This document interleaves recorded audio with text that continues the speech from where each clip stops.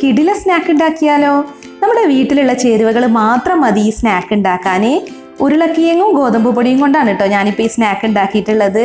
നല്ല ടേസ്റ്റാണ്, അതുപോലെ വളരെ എളുപ്പത്തിൽ ഉണ്ടാക്കുകയും ചെയ്യാം. അപ്പോൾ വൈകിട്ട് 4 മണിക്ക് ചായയുടെ കൂടെ കഴിക്കാൻ പറ്റിയ നല്ലൊരു സ്നാക്കാണ് കേട്ടോ. അപ്പോൾ ഈ സ്നാക്ക് ഉണ്ടാക്കാൻ വേണ്ടിയിട്ട് വലിയൊരു ബൗളിലേക്ക് 2 കപ്പ് ഗോതമ്പ് പൊടി ഇട്ട് കൊടുക്കുന്നുണ്ട്. ഇനി ഇതിലേക്ക് ആവശ്യത്തിന് ഉപ്പും കൂടെ ഇട്ട് കൊടുക്കാം. പിന്നെ ഒരു കളറിന് വേണ്ടിയിട്ട് 1 ടീസ്പൂൺ മുളക് പൊടിയും 1/4 ടീസ്പൂൺ മഞ്ഞൾപ്പൊടിയും ചേർക്കുന്നുണ്ട് കേട്ടോ. അപ്പോൾ ഉപ്പും മസാലയൊക്കെ നല്ലപോലെ എല്ലാ ഭാഗത്തും എത്താൻ വേണ്ടിയിട്ട് ഇതൊന്ന് മിക്സ് ചെയ്ത് കൊടുക്കാം. ഇനി ഇതിലോട്ട് വെള്ളം ചേർത്തിട്ട് ഇതൊന്ന് കുഴച്ചെടുക്കണം കേട്ടോ. അപ്പോൾ ഞാനിപ്പോൾ ഇളം ചൂടുള്ള വെള്ളമാണ് ചേർക്കുന്നത്. നിങ്ങൾക്ക് വേണമെന്നുണ്ടെങ്കിൽ പച്ചവെള്ളം ചേർക്കാം, അല്ലാന്നുണ്ടെങ്കിൽ നല്ല തിളച്ച വെള്ളം വേണമെങ്കിൽ അങ്ങനെയും ചേർക്കാം. എന്നിട്ട് നല്ലൊരു സോഫ്റ്റ് മാവാവുന്നത് വരെ നമ്മളിത് കുഴച്ചെടുക്കണം. ചപ്പാത്തിക്കൊക്കെ മാവ് കുഴച്ചെടുക്കൂലേ, ആ പരുവത്തിലാണ് കേട്ടോ കുഴച്ചെടുക്കേണ്ടത്. ഇതിപ്പോൾ ഞാൻ നല്ല പോലെ ഇവിടെ കുഴച്ചെടുത്തിട്ടുണ്ട്, നല്ല സോഫ്റ്റ് ആയിട്ടുണ്ട് കേട്ടോ. ഇനി ഇതിലേക്ക് 1 ടീസ്പൂൺ സൺഫ്ലവർ ഓയിൽ ഒന്ന് ഒഴിച്ചു കൊടുക്കുക. എന്നിട്ട് നല്ല പോലെ എല്ലാ ഭാഗത്തേക്കും ഒന്ന് സ്പ്രെഡ് ചെയ്ത് കൊടുക്കുക കേട്ടോ. അപ്പോൾ നമ്മുടെ ഈ മാവ് ഡ്രൈ ആവാതിരിക്കാൻ വേണ്ടിയിട്ടാണ് ഇങ്ങനെ ഓയിലൊക്കെ തടവി കൊടുക്കുന്നത്. എന്നിട്ട് നമ്മളിതൊരു 15 മിനിറ്റ് നേരം റെസ്റ്റ് ചെയ്യാൻ വെക്കാം. അപ്പോൾ ആ സമയം കൊണ്ട് നമുക്ക് ഇതിലേക്കുള്ള ഫില്ലിങ്സ് റെഡിയാക്കി എടുക്കാം. അപ്പോൾ ഇത് മാറ്റി വെക്കാം കേട്ടോ. ഫില്ലിങ്സ് ഉണ്ടാക്കാൻ വേണ്ടിയിട്ട് ഞാനിവിടെ ഒരു പാനിലേക്ക് 2 ടേബിൾ സ്പൂൺ വെളിച്ചെണ്ണ ചേർക്കുന്നുണ്ട്. പിന്നെ നമുക്കിതിലേക്ക് ചേർക്കാനുള്ളത് സവാളയാണ് കേട്ടോ. അപ്പോൾ ഒരു മീഡിയം വലിപ്പത്തിലുള്ള സവാള ചെറുതായിട്ട് കട്ട് ചെയ്തതാണ് ചേർക്കുന്നത്. ഇനി ആദ്യം തന്നെ ഈ സവാളയൊന്ന് വാട്ടിയെടുക്കണം. അതിനുശേഷം വേണം നമുക്കിതിലേക്ക് ബാക്കിയുള്ള ചേരുവകളൊക്കെ ഇട്ട് കൊടുക്കാൻ. അപ്പോൾ സവാളയൊക്കെ ഇപ്പോൾ ഇവിടെ വാടിയിട്ടുണ്ട്. ഇനി ഇതിലേക്ക് ഒരു പച്ചമുളക് ചെറുതായിട്ട് കട്ട് ചെയ്തത് ചേർക്കാം. പിന്നെ 2 അല്ലി വെളുത്തുള്ളി ചെറുതായിട്ട് കട്ട് ചെയ്തത്, പിന്നെ ഒരു ചെറിയ കഷ്ണം ഇഞ്ചി ഇതുപോലെ ചെറുതായിട്ട് കട്ട് ചെയ്തത് വേണം കേട്ടോ ചേർക്കാൻ. ഇനി ഇതിൻ്റെയൊക്കെ പച്ചച്ചുവ മാറുന്നത് വരെ ഒന്ന് വഴറ്റിയെടുക്കാം. ഇനിയിപ്പോൾ ഇതിലേക്ക് ഒരു ചെറിയ ക്യാരറ്റ് ചെറുതായിട്ട് കട്ട് ചെയ്തതും കൂടെ ചേർക്കുന്നുണ്ട്. അപ്പോൾ നിങ്ങളുടെ കയ്യിലുണ്ടെന്നുണ്ടെങ്കിൽ ചേർത്താൽ മതി കേട്ടോ. ഇനിയിപ്പോൾ ചേർത്തില്ലെങ്കിലും കുഴപ്പമൊന്നുമില്ല. അപ്പോൾ ക്യാരറ്റൊക്കെ ഇവിടെ വെന്തിട്ടുണ്ട്. ഇനി ഇതിലേക്ക് 1 ടീസ്പൂൺ മുളക് പൊടി ചേർക്കുന്നുണ്ട്. പിന്നെ ഒരു 1/4 ടീസ്പൂൺ മഞ്ഞൾപ്പൊടി, പിന്നെ 1/4 ടീസ്പൂൺ ഗരം മസാലയും ചേർക്കുന്നുണ്ട് കേട്ടോ. പിന്നെ ഞാനിപ്പോൾ ചേർക്കുന്നത് ചാട്ട് മസാലയാണ്. അപ്പോൾ നിങ്ങളുടെ കയ്യിലുണ്ടെങ്കിൽ ചേർക്കുക, ചേർത്ത് കഴിഞ്ഞാൽ നല്ലൊരു ടേസ്റ്റാണ്. ഞാനിപ്പോൾ 1 ടീസ്പൂൺ ചാട്ട് മസാലയാണ് ഇതിലേക്ക് ചേർത്തിട്ടുള്ളത്. ഇനി പൊടികളുടെയൊക്കെ പച്ചച്ചുവ മാറുന്നത് വരെ ഒന്ന് വഴറ്റിയെടുക്കാം. പിന്നെ നമുക്കിതിലേക്ക് മെയിനായിട്ട് ചേർക്കാനുള്ളത് പുഴുങ്ങിയ പൊട്ടറ്റോ ആണ് കേട്ടോ. അപ്പോൾ ഞാൻ 3 മീഡിയം വലിപ്പത്തിലുള്ള പൊട്ടറ്റോ ആണ് പുഴുങ്ങിയെടുത്തിട്ടുള്ളത്. എന്നിട്ട് നല്ല പോലെ ഉടച്ചിട്ടാണ് ഇപ്പോൾ ഇതിലേക്ക് ചേർക്കുന്നത്. ഇനി ഇതിലേക്ക് ആവശ്യത്തിനുള്ള ഉപ്പും കൂടെ ഇട്ടിട്ട് ഇത് നല്ല പോലെ ഒന്ന് മിക്സ് ചെയ്യാം. അപ്പോൾ പൊട്ടറ്റോയും മസാലയും നല്ല പോലെ ഒന്ന് മിക്സായി വരണം കേട്ടോ. അപ്പോൾ ഞാനിപ്പോൾ വെജിറ്റബിൾസ് വെച്ചിട്ട് ഇതിൽ ഫില്ലിങ്സ് ഉണ്ടാക്കിയെന്നേ ഉള്ളൂ. നിങ്ങൾക്ക് വേണമെന്നുണ്ടെങ്കിൽ ചിക്കനോ ബീഫൊക്കെ വെച്ചിട്ടും ഫില്ലിങ്സ് റെഡിയാക്കാം. ഇനിയിപ്പോൾ ലാസ്റ്റ് ഇതിലേക്ക് 2 ടേബിൾ സ്പൂൺ മല്ലിയില ചെറുതായിട്ട് കട്ട് ചെയ്തതും കൂടെ ചേർക്കുന്നുണ്ട്.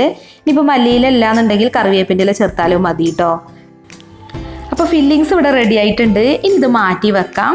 പിന്നെ നമ്മൾ നേരത്തെ റെസ്റ്റ് ചെയ്യാൻ വേണ്ടി വെച്ചിട്ടുള്ള ചപ്പാത്തിയുടെ മാവുണ്ടല്ലോ, അതിവിടെ നല്ല പോലെ സോഫ്റ്റ് ആയിട്ടുണ്ട്.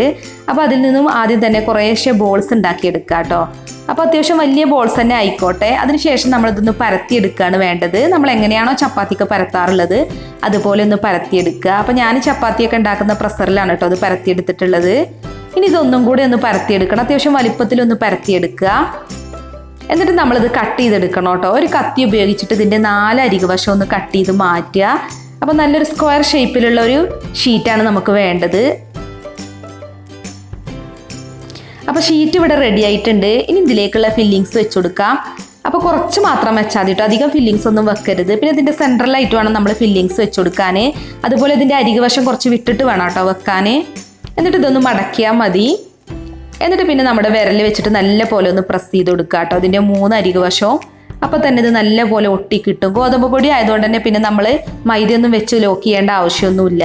ജസ്റ്റ് ഒന്ന് പ്രസ് ചെയ്താൽ തന്നെ ഇത് നല്ല പോലെ ഒട്ടും. പിന്നെ ഒന്നും കൂടി ലോക്ക് ആവണം എന്നുണ്ടെങ്കിൽ ഒരു ഫോർക്ക് വെച്ചിട്ട് ഇതുപോലെ ഇതിൻ്റെ സൈഡിൽ കൂടെ ഒന്ന് പ്രസ് ചെയ്ത് കൊടുക്കുക. അപ്പോൾ നല്ല പോലെ ഒന്ന് ലോക്കായിട്ട് കിട്ടുകയും ചെയ്യും. പിന്നെ നല്ലൊരു ഡിസൈനും കിട്ടും കേട്ടോ. അപ്പോൾ ഇത്രയേ ഉള്ളൂ. ഇതുപോലെ തന്നെ നമുക്കെല്ലാം ചെയ്തെടുക്കാം. ഫോർക്കൊക്കെ വെച്ച് ഡിസൈൻ ചെയ്തുകൊണ്ട് തന്നെ നല്ല ഭംഗിയായിട്ടുണ്ട്. ഇനിയിപ്പോൾ നല്ല ചൂടായ എണ്ണയിലോട്ടിട്ട് ഇതൊന്ന് ഫ്രൈ ചെയ്താൽ മതി. അപ്പോൾ കടലെല്ലാം ഞാനിപ്പോൾ ഇവിടെ ചെയ്തെടുത്തിട്ടുണ്ട്. പിന്നെ നമ്മളിത് ഫ്രൈ ചെയ്യുമ്പോൾ മീഡിയം ഫ്ലെയിമിലിട്ട് ഫ്രൈ ചെയ്താൽ മതി കേട്ടോ. പിന്നെ ഫില്ലിങ്സ് ഒക്കെ ആൾറെഡി കുക്ക് ആയതുകൊണ്ട് തന്നെ ഇതിൻ്റെ പുറമേയുള്ള ഈ ഷീറ്റ് മാത്രം ഒന്ന് ഫ്രൈ ആയി കിട്ടിയാൽ മതി. അപ്പോൾ ഒരു വശം നല്ലൊരു ഗോൾഡൻ ബ്രൗൺ ആയിട്ടുണ്ട്. ഇനി ഇതൊന്ന് മറിച്ചിട്ട് കൊടുക്കാം.